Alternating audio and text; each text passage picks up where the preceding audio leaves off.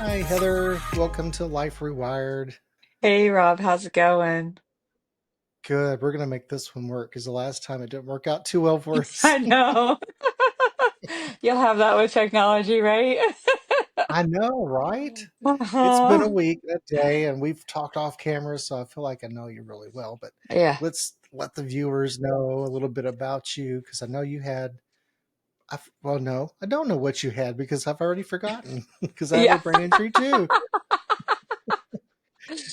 Yeah, so my brain injury is a little different than a lot of people because a lot of people get hit in the head or have something like that happen to them.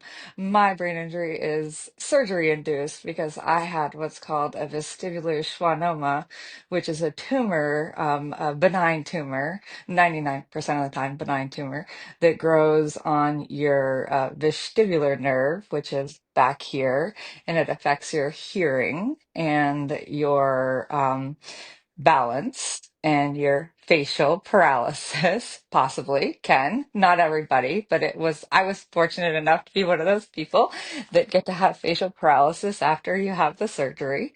Um, they don't always have to be surgically removed. Sometimes they can be removed in other ways, but mine was very large, so it had to be removed surgically. So when I woke up after 12-hour brain surgery, I was paralyzed on the right side of my face, 100% deaf in my right ear. And unbeknownst to me at the time, I had a TBI. Yeah. Now, did the hearing come back, or is that like, will that No, recover in so time? the way that they go in through here, and so this was the only thing I was 100% prepared for with this surgery. I was going to come out deaf, like I knew in this ear. I knew this because they had to break that nerve in order to access the tumor.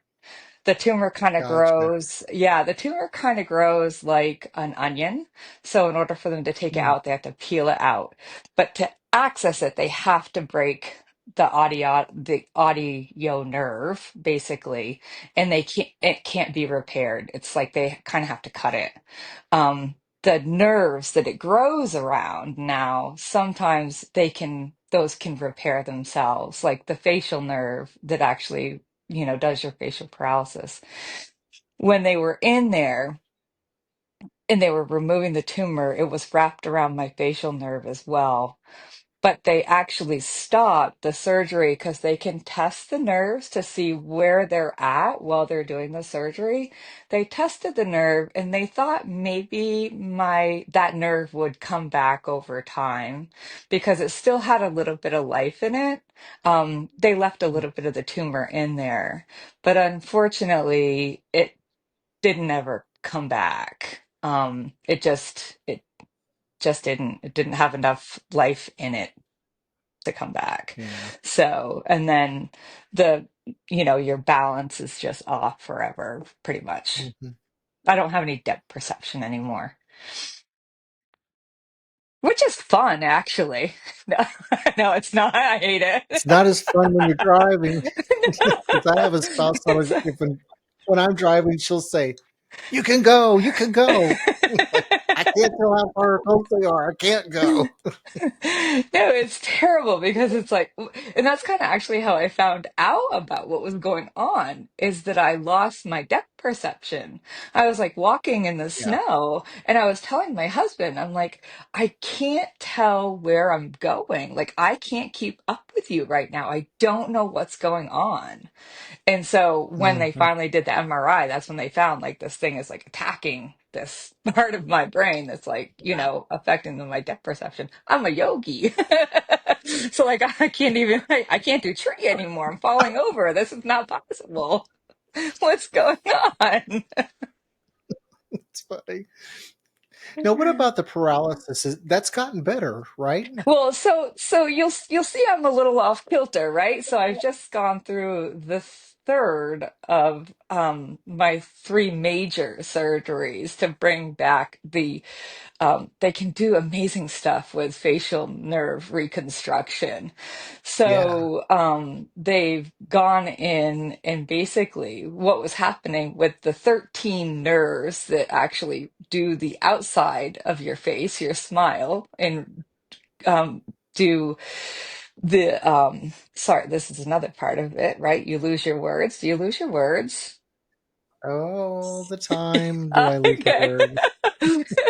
All the time. I always feel so stupid.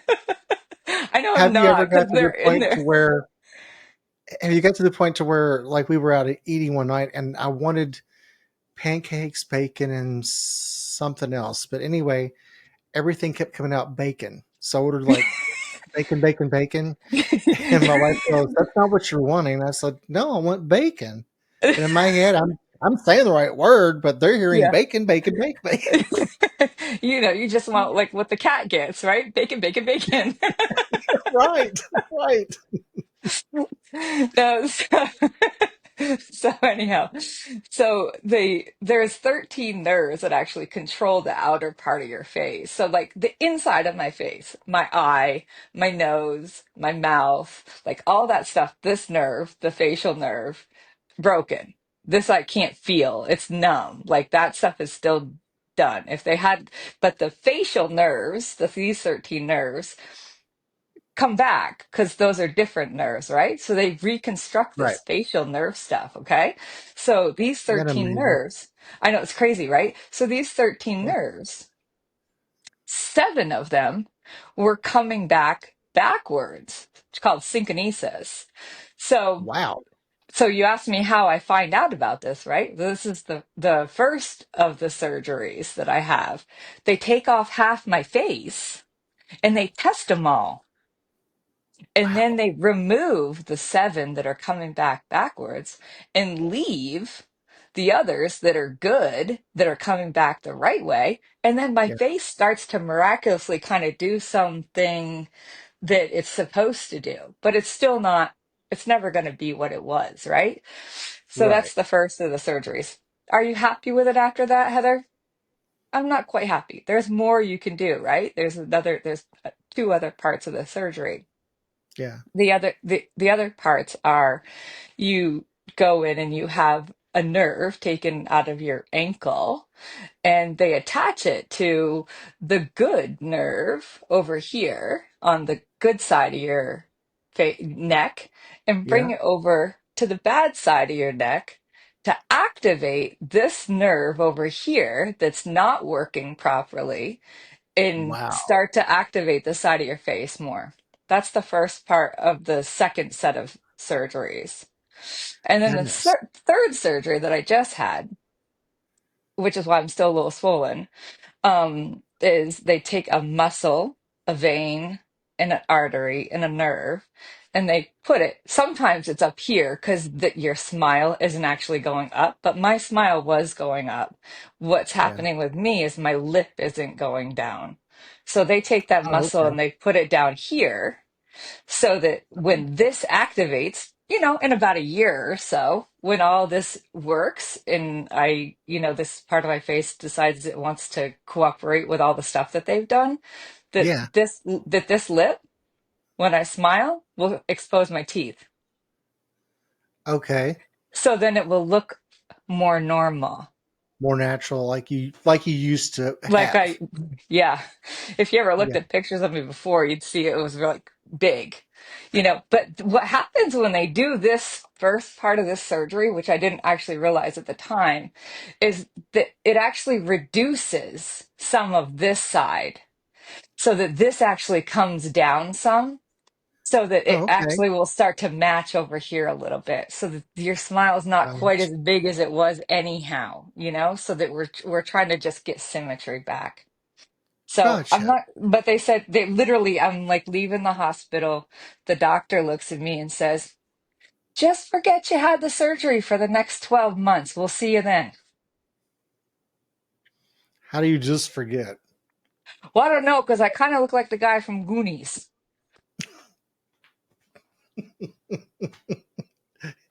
I remember you saying that now the last time we talked. I won't force you to do the impression you The did. baby Ruth, me love chunk. You know what, though? You have the best personality. It I doesn't mean, matter if you can smile or not. You have the best personality. I think the one thing that I learned from all of this is that for years now, and this stems back to the day, I don't say the day, when I realized after I lost my brother to a suicide. Mm, And I found out because he was my person and he always made me smile, right? So yeah, when I realized he couldn't smile anymore, all I wanted to do was smile and make other people smile. Like that was my whole purpose. That's what I I wanted to love do. that. And I love so that. when my physical smile was literally taken from me, it, Hmm. can I swear? Go for it. It really fucking did a number on my brain. Like I hadn't had enough done on it. Yeah, I was really sad on the inside for like sad in a way I hadn't been in a long time. Like grieving the loss of something that I didn't think was possible. And this is like it wasn't it wasn't like from an ego place or from a but place it's like you of lost your brother again, though, because you were honoring your brother. yeah, and it wasn't like from that place of being I've never cared what anybody thought about me. Like, I've had conversations with my husband where I'm like, why do you even care what that person thinks about you? Like, who cares? You know, like that's just who I am. I've always been that way, right? So, Mhm. um, it wasn't from that place. It really wasn't. It was from a place of like, I just, I need to smile. That's who I am. So, I finally got to a place of being like, okay, it doesn't matter. It doesn't matter. He would look at me, my husband would look at me, and he would be like, it doesn't matter if you can smile or not. You like, people see you smiling. People see you I smiling, do. you know? That it doesn't matter. And once I could like kind of wrap my brain around that and kind of get back into Yeah, my heart place with that and understand that, then I started to be okay again. But I had already gone so far. I'm like, well, I can't stop now, you know? I might have a crooked smile for the rest of my life. Whatever. yeah. But I It get is it what though. it is. You do you do like to have a piece of what you were back. I did, you know, but it, it's a little bit, it's like everything, you know, like, don't you want to be who you were? Right? Exactly. You know, and this is what I try to tell people with these brain injuries. Like nobody understands. I broke my hand, right? Not recently, but a while Mhm. ago. I broke my hand and I cut my pinky off in the wood splitter. Oh my gosh. All after I had my brain surgery. And my Hmm. face was paralyzed, right? Like so like all this is going on at the same time. I could hide like the facial paralysis because I could learn how to like just not smile and just kind of keep a straight face, right? Yeah. But everybody commented on these two things because they could see it, right? You Yes. can't see this. Right. And I looked at the sky one day and I was like, these two things don't matter. I had brain surgery. That mattered. Yeah. That TBI, the fact that I can't, Exactly. the fact that I can hardly walk, you know, that like all this stuff, that mattered. So I just think that like so much of the brain stuff just does not get looked at enough. We like, I think the stigma's getting better around I it, think but so. it's still not nearly talked about enough, is what I Right. think. You're exactly right. And that's why I did the podcast, and that's why I do talks whenever I can. Anytime I can get a captive audience, they're going to hear about brain injuries, whether they want to or not. And we had, I may have told you this. If I have, just say, you told me, shut up. But when I did my book launch back in January, somebody, this is before I got up to talk, someone said something to me about, well, I don't have a brain injury, so why do I need to know about it? And I just looked at him and I said, is your house on fire? No. I said, well, then why would you need to know what to do in case of a fire? Right. It's about educating people so that first of all they understand us more and Right. know what we're going through, but also don't you want to be prepared in case something ever happens? You Yeah. know, if you hit your Uh, head, you want to go to the hospital. You don't want to just go to bed. yeah. Yeah. Well, and that's why I'm so grateful for like what the NFL is actually starting to do, Hmm. and the research that they're starting to do on these players that are dying so young, Yes, and the stuff that they're doing. Like, I mean, come on, you can't tell me that some of that's not because they have brain injuries. right. You ever heard of the football player George Visger? I feel like I know that name. He has a book that just came out, and he is the first person to ever sue the NFL. He was a player for the 49ers, Uh-huh.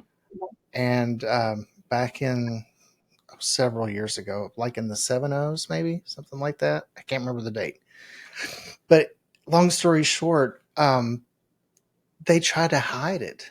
He had a knee replacement surgery, and then basically he was getting sick and he couldn't see, and he went to the hospital, drove himself, and they said, you're hemorrhaging. You need to be in surgery like now." Wow. And yeah, and he had a brain injury from that, and he's back at whatever. I'm not a football sports person, so I'm gonna call it home base. I don't know. You can laugh at me. That's baseball. Yeah, okay. But he was in the room where the lockers are, and all that, doing his rehab. God bless you. And I know this is what my wife puts up with daily. But anyway, he's doing his rehab, and the owner of the team comes in with some VIPs or whatever, and he says he's introducing some of the players and tell them what's going on. And when it got to him, he said, "I had a knee surgery and I have a brain injury." And he said the owner looked at him. He goes, "No, you had two knee surgeries." They kept it out of the papers, and I Unbelievable. think his brother even tried to tip the papers off. But the NFL makes what, 8 billion or something Right now, crazy. it's ridiculous. My husband and I were talking about this the other day. It's just absolutely ridiculous how much money they make. Right. And then you would think the athletes get those, those, they sign them for X amount of years, a guarantee did it. No, Mm-mm. no. No, They basically get paid per game. yeah, it's ridiculous. It's crazy. It's Yeah. and like some the people that sit on the bench, like they're making what the grocery guy makes at Shaw's. If you know what Yeah. Shaw's is, it might be Star Market where you live. I'm not sure. We have Kroger and Meyer here. Okay, And yeah. something else. Well, So we just go to Publix. Have you heard of Albertsons, Publix? yeah, Albertsons, yeah. We've Albertsons, heard of yeah, Albertsons. Albertsons, Shaw's, and Star Market. They're all the same. Grew up in a If you grocery. go down south, you get the Piggly Wiggly. Yeah, I love the Piggly Wiggly. I used We're to getting shop at the something Piggly. now called Wawa. Have you heard of them? My dad was telling me about that. They go to South Carolina. He was telling me about them. So I'm anxious to see what Wawa is. Yeah, I don't know who their home store is, Sounds but like something's they're named all by somebody who stutters. We're gonna call it Wawa. yeah. So- Sounds like somebody that needs some education. Right. The same people that name places in Hawaii. Yeah, This is Riki exactly. Riki Riki and Tiki Tiki Taki. Well, It's they like only have 13 letters in their alphabet, so I'll give them credit. yeah, they have to be pretty creative, don't Yeah. they? You know, not that this is Wheel of Fortune, but we can loan them some letters, They are they are part of the Americas now. right? Come on, you can have some of our letters. We're not, most of us don't use them anyway. Ain't that the truth? That's right. Go to Walmart. I try not to ever. I told my wife one time, I said, it's hard to be a Christian in Walmart, Praise be to the sweet baby Jesus. right? So every time you leave her, you got to repent, It's just a good thing Sunday's coming. right? Oh, goodness. I want to tell people what else you're doing because you have a podcast. Now, I've listened to 3 episodes, I think. I have Do you three have out more right. out there? I have three full episodes, and then I like to do these little tiny shorter episodes in between episodes that are Okay. like just little things that maybe can make people smile once in a while, Yeah. like little tiny stories that make me smile or give me inspiration. I really enjoyed it. I've listened to the three then. I found those on YouTube. Now, are Yes. you were on other platforms though, right? I'm on all of them. Yep. Apple Podcast, Spotify, Stitcher, wherever you listen, you can certainly find it. You just have to And tell search people what the name of ch it is. yep, change happened, then what? I love it. Because, sometimes you maybe have one moment that change happened, and then you made something out of it. And that's kind of the theory behind it, right? Like you have Hmm. this one you have a defining moment where something defined the rest of your life.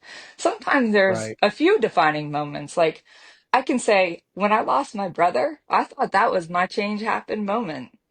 But then Hmm. I had to go have fucking brain surgery. So, I had another moment that really changed.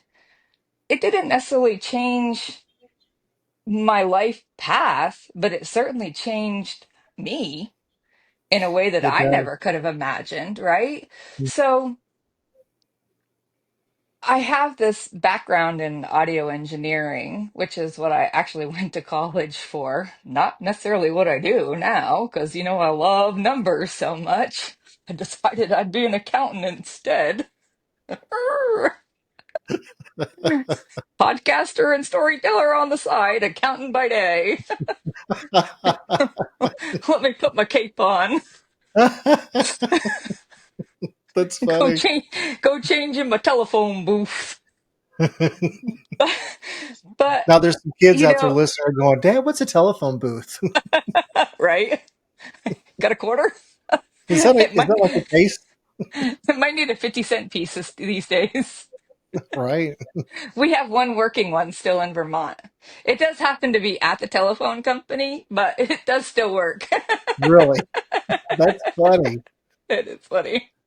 I would love to know how many actual payphones are still in the world. I think there's still a lot overseas. Really. hmm I, I think you'd have to do some research, but I feel like I've asked this question either to some platform online or to somebody that I've spoken with in another country. But I think there's still a thing in other countries. I think it's just here. We're just, we're just True. weird. Yeah. We just need And cell isn't that phones the for truth? everything. Yeah, we think we're better than everybody else. We still have a landline here. That's it. We're thinking That's about how getting ancient another we one. are. What else can we talk about? Was there, oh, well, I'm not going to bring up childhood stuff, but we found out last time we talked, we had so much in common from I even know. our childhood. I know. I So, know. yeah, it's just Yeah, amazing. there's a lot of trauma. Yeah, there's a lot of trauma. There's a lot of different things that you just never know.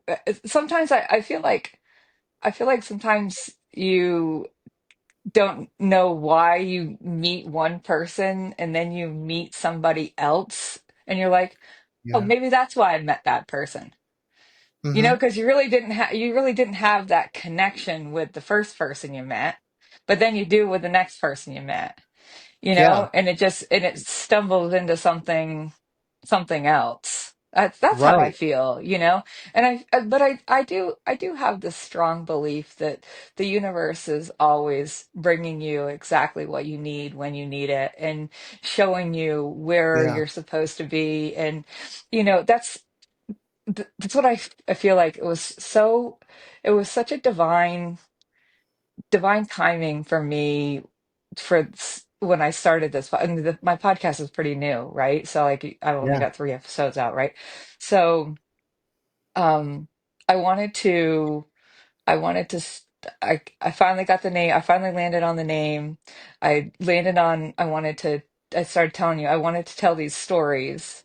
But I told you I love true crime podcasts, right? That's what I love. But every now and then I like a happy ending.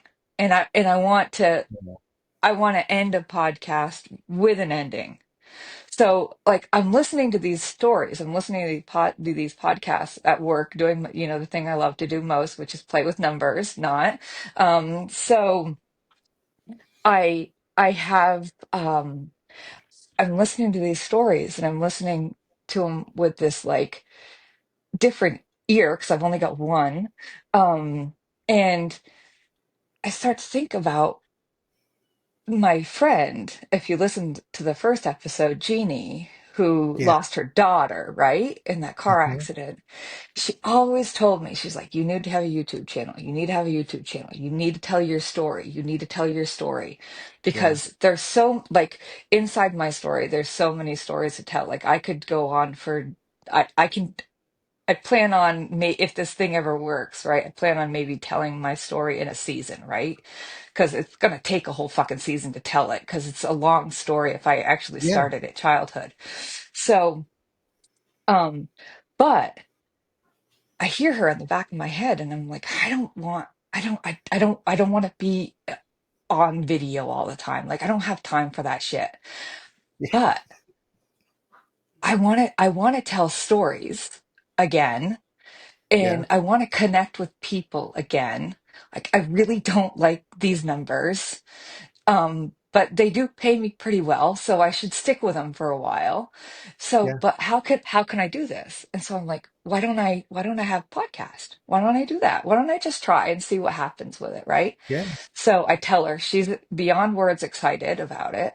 And I tell her what I want to do. I want to tell these stories. So I want people to tell me their story, and I want to tell your story, right? I'm gonna tell your story in next season, because although I'm gonna consider you a friend, you're not a friend I've had for 20 years. You're a new friend, so you're gonna have to go into next season. You can't go into this season. Um, Yeah. so I'm gonna tell your story, but you're just gonna tell me your story, and then I'm gonna put my creative lens on it, and I'm gonna tell your story with your voice, right? If you did you get that Yeah. when you were listening to them? Yeah. I So love how you do that. yeah. Not a lot of people do anything like that. That's what I like about it. It's different. It's relevant, and you do have a knack for telling stories.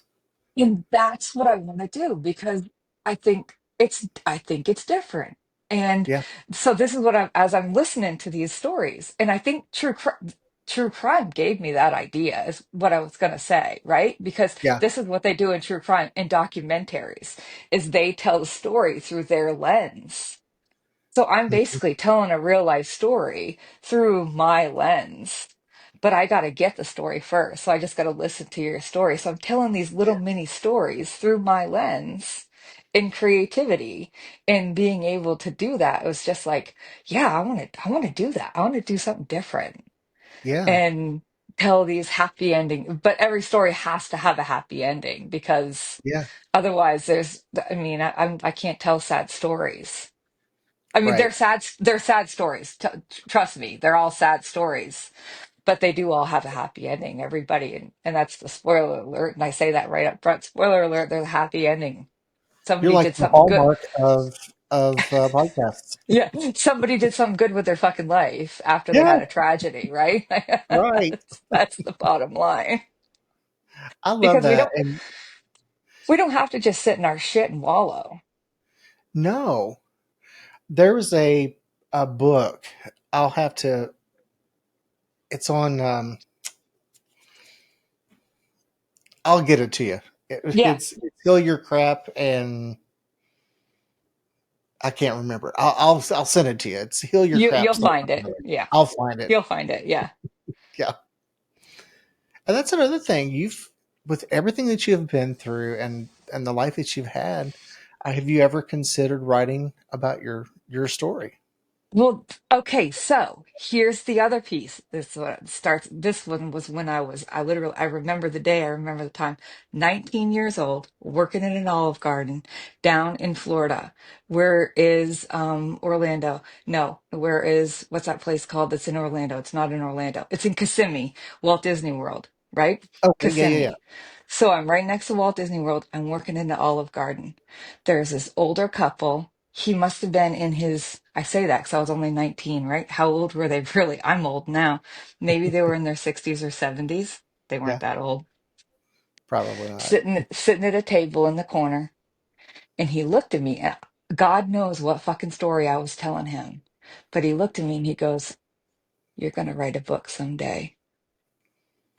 I was like, "I don't think so. I'm not a good writer." He was like, "Nope. You need to tell your story. You're going to write a book someday." And Mhm. for whatever reason, that stuck with me. I was 19. What story was I telling him at 19? I have a lot of stories to tell by 19. I can tell you that for free. I weren't telling him the story we were talking about already, but I was telling him some story or another. That's funny. When you're ready, get with me because I have somebody that could publish you. Okay. Yeah. Seriously. And I figured I I'd see start by in just you what telling that it out person loud. saw in me. Yeah. So definitely But get with me yeah. when you're ready. All right. I know. Yeah. That's 'cause people keep telling me you got to write your story. You got to write your story. I will tell you this. It's very therapeutic. I'm sure it is. It is. When you're Yeah. starting it, you're like, where am I going with this? Where am I going with this? And then all of a sudden you find that you can't stop writing. Mm, I think I have a That lot of it written already. get it out there. Hmm. I see bestseller on your horizon. Bestseller on eBay. That's funny. I found one of my books on eBay You and can they're bid on selling it it. for $1. No, they're selling it for more than it's worth. I'm like, what are you Really? doing? That's Yes. amazing. So maybe I That's should sell my awesome. books on eBay. You should.